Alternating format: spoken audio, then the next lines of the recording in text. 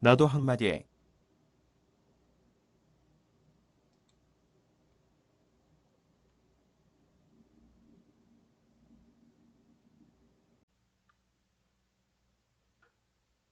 안녕하세요.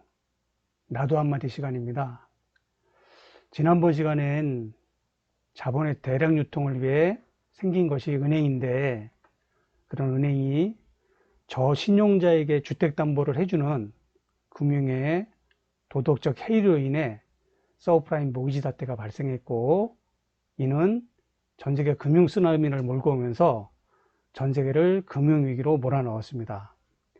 이를 극복하기 위해서 각국은 저금리 정책과 최고의 경기 부양책을 쓰는데도 불구하고 경제가 호전되지 않자 버냉키 의장이 최후로 어떤 카드를 썼는지에 대해서 알아보다가 끝마쳤는데, 오늘 말씀드릴 부분은 바로 이것입니다.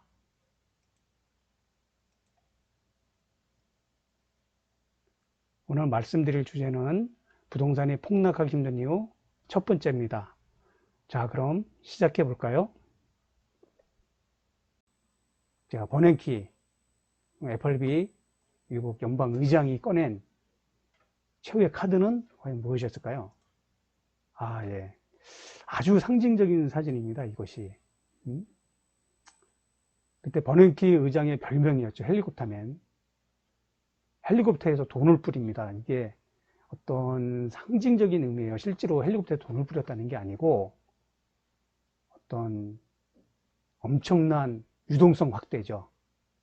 양적 완화, 유동성 완화. 그때 아무튼 제 기억에도 굉장히 중요한 말을 했던 것 같아요. 버냉키 의장이. 은행의 발권력을 총동원해서라도 이 위기를 극복하겠다. 여러분, 아까 제가 지금 좀 전에 계속 원시시대부터 얘기하고 농경시대 막 얘기하고 자본주의 얘기하고 공산주의 얘기하면서 또 역사의 흐름을 얘기를 하면서 금융 부분을 얘기를 했었어요. 그 금융이 상당히 지금 자본주의 세계에서는 무서운 쪽이죠. 발권력이라는 부분은 대단한 겁니다. 돈을 찍는다는 게 무한정, 은행의 발권력. 그래서 시중에 이렇게 뿌린다. 그러면 경제는 부양되고 활성화될 수밖에 없어요. 그래서 버냉키가 이런 양적 완화를 통해서 결국은 금융위기를 벗어나고 미국 경제를 다시 되살려버립니다. 그러면서 다시 미국은 그 금융위기의 어떤 그런 암울한 시절을 겪고 나면서 다시 어떤 성장 가도를 달리기 시작하죠. 이 버냉키 의장의 양적 완화를 그대로 따라한 사람이 바로 아베입니다. 아베. 일본 아베가 그대로 따라해서 잃어버린 10년의 일본 경기 침체를 똑같이 벗어나기 시작하면서 계속 연임에 성공을 하죠. 자, 그렇게 아베 정권도 어떤 유동성 확대를 통해서 저금리 정책과 유동성 확대를 통해서 그 10년이라는 잃어버린 10년이라는 장기 침체에서 드디어 벗어나기 시작을 합니다. 그래서 지금까지 제가 다 전체적으로 다 살펴봤는데, 결론적으로 지금 부동산이 폭락하기 힘든 이유 첫 번째는 바로 양적 완화입니다. 양적 완화.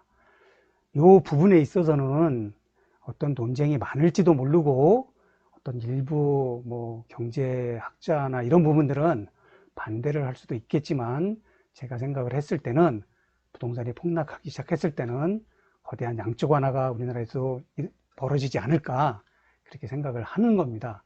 지금 아까도 살펴봤지만 부동산 하나만의 문제로 본다는 것은 굉장히 어불성설이고 논리에도 이치에도 맞지가 않습니다. 아까도 보셨지만 어떤 경제 연결고리 중 부동산과 금융이 굉장히 유기적으로 결합이 돼 있고, 또한 금융과 주식도 유기적으로 결합이 돼 있기 때문에 부동산이 폭락한다면 은행도 폭락할 수밖에 없습니다. 은행도 도산될 수밖에 없어요. 그럼 은행이 도산되게 되면 어떤 대규모 개량 해고들이 벌어지고 우리나라 경제 자체가 폭락을 하는 겁니다. 부동산만 폭락한다고 주장하는 것은 굉장히 좀 논리의 모순이 많습니다.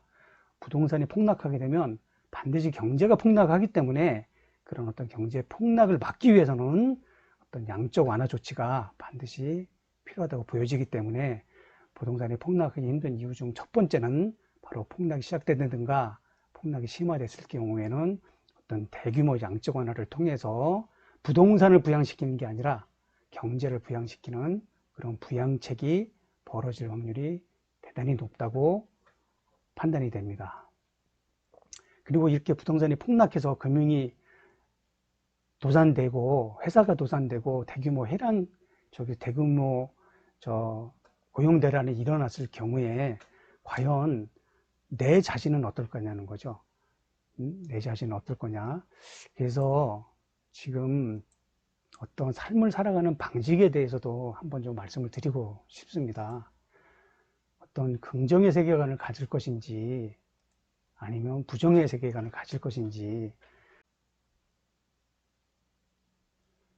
물론 긍정의 세계관이든 부정의 세계관이든 본인이 선택할 부분이기 때문에 제가 뭐 이렇다 저렇다 드릴 말씀은 없겠지만, 그래도 어떤 긍정과 부정의 세계관에서 긍정의 세계관이 좋지 않을까 생각이 됩니다.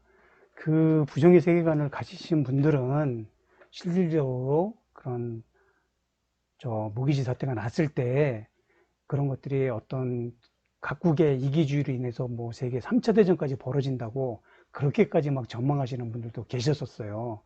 그리고 지금도 코로나인데 이 코로나 역시도 계속 뭐 창궐이 돼서 뭐 전 세계 인구의 뭐 절반이 죽을 거다라고 또 일각에서 주장하는 사람들도 있고 그럴지도 모르는 거예요. 그렇다 치더라도 내가 어떤 긍정의 세계관을 가지고 좀 더 세상을 바르게 보고 긍정적으로 보는 게 좋지 않을까, 그런 생각을 좀 가지고 있습니다.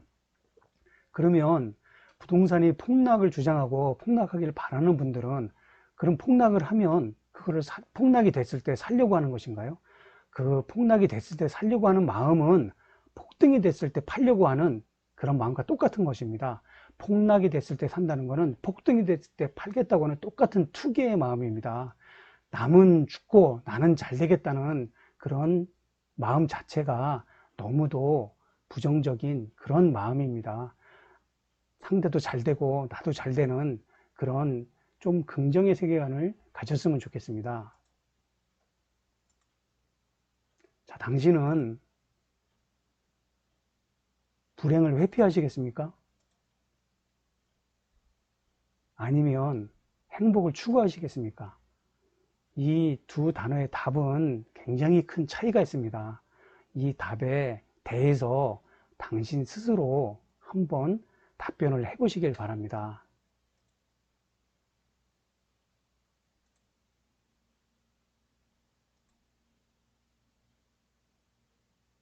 지금 부동산 폭락보다 더 심각한 것이 코로나 바이러스입니다. 오히려 부동산에는 외부 효과라는 게 있어요.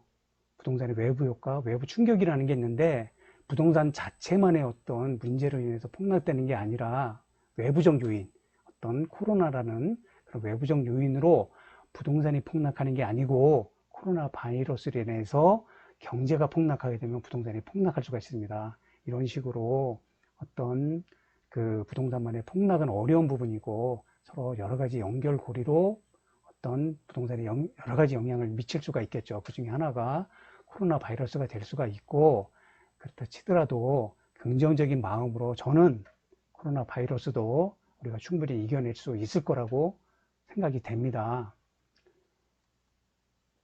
그래서 저는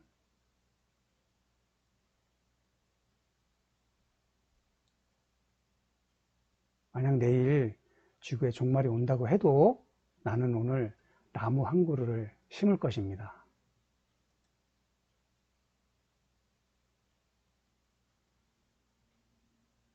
예, 이상 마치겠습니다. 다음에 뵙도록 하겠습니다. 감사합니다.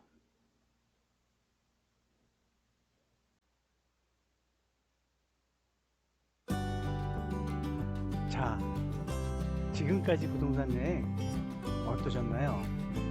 앞으로도 알차고 소중한 내용으로 찾아뵙겠습니다. 화면 왼쪽과 아래쪽에 관련 영상 참조하시고, 특히 화면 오른쪽 상단에 구독 버튼 꼭 눌러주세요. 자, 그럼 여러분 가시는 길에 사랑과 행복이 가득하시길 기원합니다. 부엔 까미노